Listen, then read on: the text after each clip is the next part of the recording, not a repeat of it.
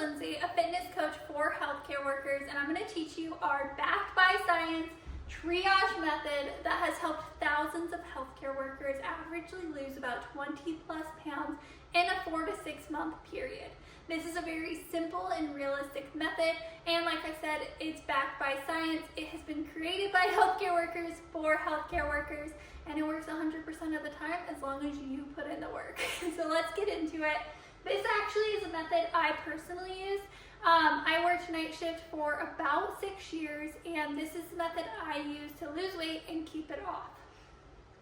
So step one is going to be find your maintenance calories. So what that means is your maintenance calories is just the amount of calories you can consume per day to maintain your weight. You might know it as TDEE. That's another term that's often used. But to find this, what you can do is you can either go to my other YouTube channel that tells you exactly how to find your maintenance calories, or you can go on and find a TDEE calculator, type in your information. No, this is a guesstimate, but it's a fine place to start. Or a more effective way would be to track your calories for about 2 to 3 weeks. If you're maintaining your weight, then you know you are eating at maintenance, so you can find your average calorie intake, and that's your maintenance. Once you find your maintenance calories, you are going to want to put yourself in a calorie deficit, right? Because the goal is to see that scale go down, so you have to be eating less calories than you are burning. So what we like to do is we like to focus on a slight to moderate approach. We do not want to put you in a severe calorie deficit because that can be really, really hard to stick to. So start by lowering by 300 to 500 calories. That's a great place to start. If you are a person on the smaller end, I would do 300 calories, see how you do, see how your body responds, and you can always lower more and more. We want to focus on losing fat, not just weight. This isn't a quick fix, this isn't a gimmick. We want you to actually change your body. So we're gonna have you eat your goal body weight in grams of protein. And what that means is, say you are 160 pounds right now, you wanna be 130 pounds, eat 130 grams of protein per day. This is a great place to start with a protein goal, and it can really help you drop that fat, not just weight, and hold on to that muscle mass. Just an example for finding maintenance calories, say you are someone who can eat 2,000 calories per day, you could drop it down to 1,500 calories per day, and that would put you in a 500 calorie deficit. Step two, lift weights.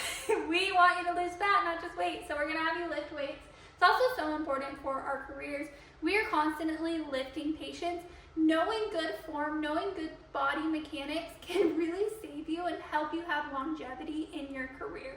So this is not just for a physical appearance, this is so you can be doing what you're doing for a long period of time. So what I recommend is lifting weights 3 to 4 times per week. If you are just getting started, start with 3 days per week.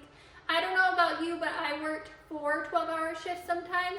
So 3 to 4 lifts per week is what I did, and sometimes if it was a really crazy week, I would just do 3.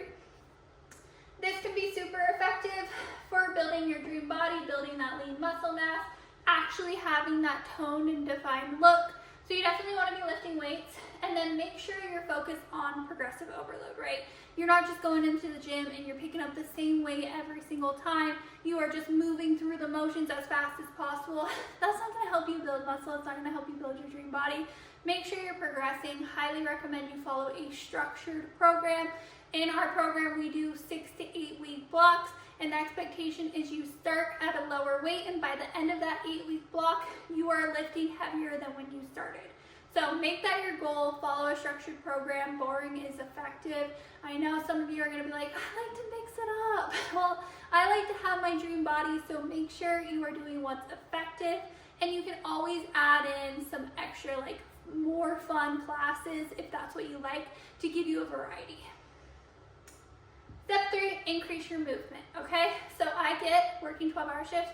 You are probably moving a lot during your shifts. If you're a night shifter, you're not moving a lot on all your shifts, I'm sure. I definitely had some nights that were slower, and even on day shift, you're gonna have some days that are slower. But typically, as healthcare workers, we are moving.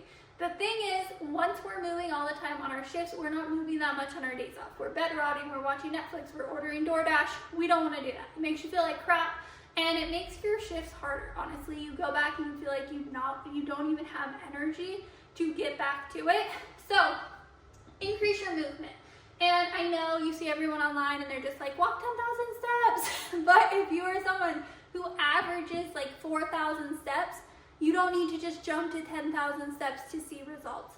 Start with slowly increasing. So if your average is 4,000 steps per day, shoot for 6,000 steps per day to start.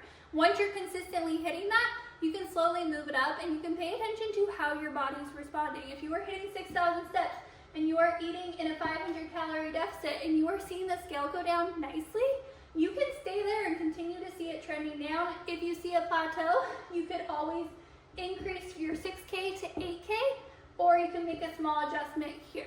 So that's going to be the key. But this does work, and it's simple, right?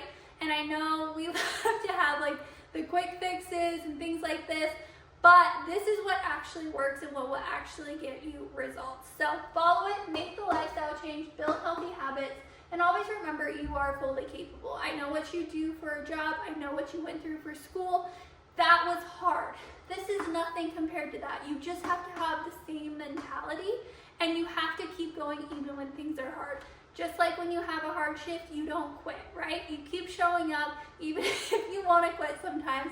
That's what you need for your fitness journey. You have to have mental toughness, and when you have a hard day, when you have a hard week, keep going. You're not going to be perfect, and that's okay.